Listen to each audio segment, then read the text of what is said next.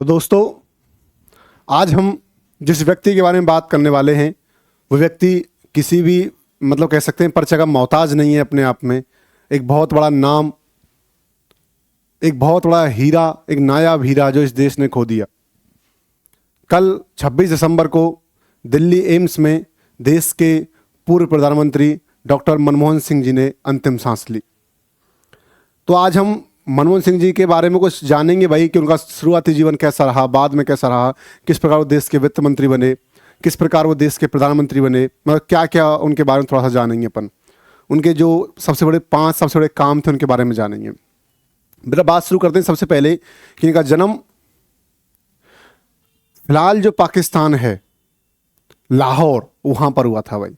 ठीक है, यानी कि आज़ादी से पहले के बॉर्न है, सिंपल सी बात तो ये है।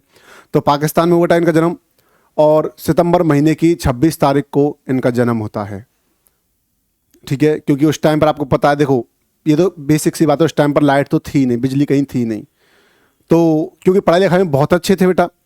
इनके बारे में भी मैं एक बात कहना चाहूँ कि आज ये इतने बड़े व्यक्ति क्यों हैं, इनका व्यक्तित्व है इतना बड़ा क्यों है, तो केवल पढ़ाई लिखाई की वजह से इनका व्यक्तित्व है इतना बड़ा है। क्योंकि लाइट नहीं थी, थोड़ी गरीबी भी थी भाई, तो लैंप, केरोसिन लैंप आपने नहीं देखा होगा, हाँ केरोसिन होता है उस लैंप, केरोसिन लैंप उसको बोलते हैं, उसमें उन्होंने पढ़ाई की। ठीक है भाई। और आज़ादी के बाद जब भारत आ गए थे, लाइट तो तभी भी नहीं थी। तो यानी कि पढ़ाई का जो जरिया है बेटा वो इनकी सफलता में बहुत महत्वपूर्ण रहा। गरीबी थी, इतने सारे रिसोर्सेज नहीं थे पढ़ाई करने के उस टाइम पर। मतलब गलती इनकी भी नहीं थी भाई, गलती देश की भी नहीं थी, क्योंकि देश उस टाइम पर आज़ादी हुआ था तो इतना रिसोर्सेज देश के पास भी नहीं थे। तो बेटा इन्होंने अपनी यहाँ पर कॉलेज पढ़ाई करके और ये चले गए ऑक्सफोर्ड यूनिवर्सिटी, वहाँ से इन्होंने पीएचडी की। जब ये पीएचडी कर रहे थे, एक दिन उन्होंने किस्सा मीडिया में बताया कि जब ये पीएचडी कर रहे थे तो सर्दियों में ये ठंडे पानी से नहाया करते थे। ऐसा कोई लॉजिक उन्होंने दिया नहीं कि भाई ठंडे पानी से नहाने से नींद नहीं आती, ऐसा कोई लॉजिक उन्होंने नहीं दिया। इन्होंने कहा भाई, पूछा गया आप ऐसा क्यों भाई, सर्दियों में जब सभी गर्म पानी से नहा रहे हैं तो आप ठंडे पानी से क्यों नहाते हैं। तो इन्होंने बताया कि जहाँ गर्म पानी से नहाते थे वहाँ पर भीड़ ज़्यादा रहती थी, तो जब मैं वहाँ नहाने जाता तो मेरे लंबे बाल देख करके और लोग मेरे ऊपर हंसते थे, इसलिए मैं ठंडे पानी से नहाता था अकेले में। ऐसा कहा मनमोहन सिंह जी ने। फिर मनमोहन सिंह जी ने क्या किया, अपनी ऑक्सफोर्ड से पीएचडी की पढ़ाई की और बहुत बड़े अर्थशास्त्री बने, आरबीआई में गवर्नर बने बेटा, वर्ल्ड बैंक में इन्होंने काम किया, फिर एक केंद्रीय मंत्री बने, यानी कि 1991 में वित्त मंत्री बने, फिर देश के 10 साल के प्रधानमंत्री भी बने। तो इनकी इस यात्रा में इन्होंने बहुत बड़े बड़े काम किए। मैं सबसे पहले जो कहना चाहूँगा, पहला काम जो 1991 के जो आर्थिक सुधार थे बेटा, वो कर पाना पॉसिबल नहीं था, लेकिन मनमोहन सिंह ने करके दिखाया। अब मैं बात करने वाला हूँ एज ए प्रधानमंत्री के 5 बड़े काम कौन से थे भाई। ठीक है, तो पहला सबसे बड़ा काम मैंने बता दिया 1991 का इकोनॉमिक रिफॉर्म, सुधार करना, जहाँ इन्होंने उदारीकरण की नीति अपनाई भाई, वो सबसे बड़ा काम था बेटा। सेकंड काम की मैं बात कर लूँ आपसे तो आरटीआई एक्ट 2005 बेटा ये लेकर आए, आरटीआई एक्ट 2005। इस एक्ट में क्या था बेटा, इस एक्ट में ये था कि आप अब अफसर से भी क्वेश्चंस पूछ सकते हैं। जैसे अभी मैंने आपको एसएससी स्कैम पर एक वीडियो बनाई, तो मैंने कहा भाई अब तो आरटीआई एक्ट भी आ चुका है, तो हम तो अब खुले में क्वेश्चन पूछ सकते। तो वो आरटीआई एक्ट 2005 में मनमोहन सिंह जी की सरकार में ही आया था भाई। बहुत दिन से ये पेंडिंग पड़ा था कि भाई ऐसा करेंगे, सोच रहे थे लोग। मनमोहन जी की सरकार ने आते ही और कहा कि भाई कि हम लाएंगे आरटीआई एक्ट। अच्छा, मनमोहन सिंह जी आपको दिख नहीं रहे, ठीक है बेटा, हम लाएंगे आरटीआई एक्ट। तो आरटीआई एक्ट लाया गया। मैं मनमोहन सिंह जी को थोड़ा सा,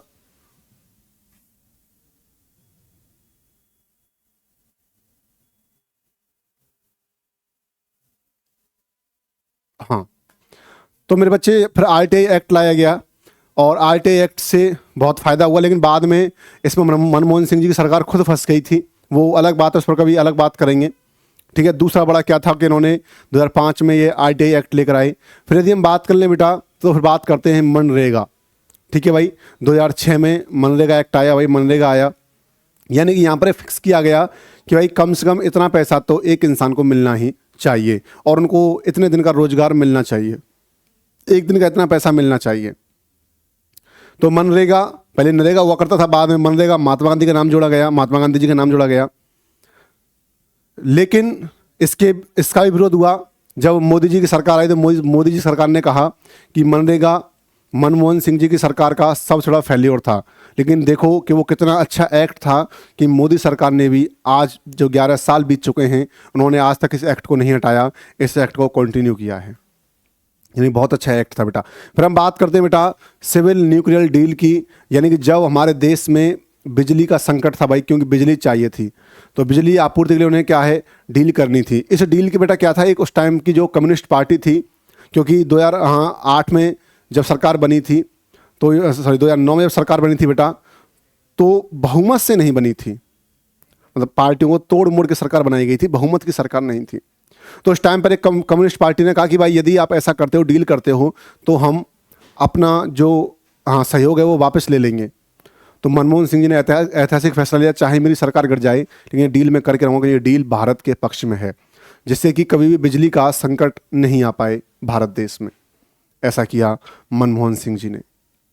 हम बात करते हैं बेटा कि फूड सिक्योरिटी बिल 2013 की बेटा कि फूड यानी कि खाना सिक्योरिटी यानी कि खाने की रक्षा होनी चाहिए, बिल होनी चाहिए, यानी कि आपका खाना आपको मिल सके, अच्छा खाना कि जो बिल आया फूड सिक्योरिटी बिल 2013 में, तो मनमोहन सिंह जी के शासनकाल में ये 5 बड़े कारण थे।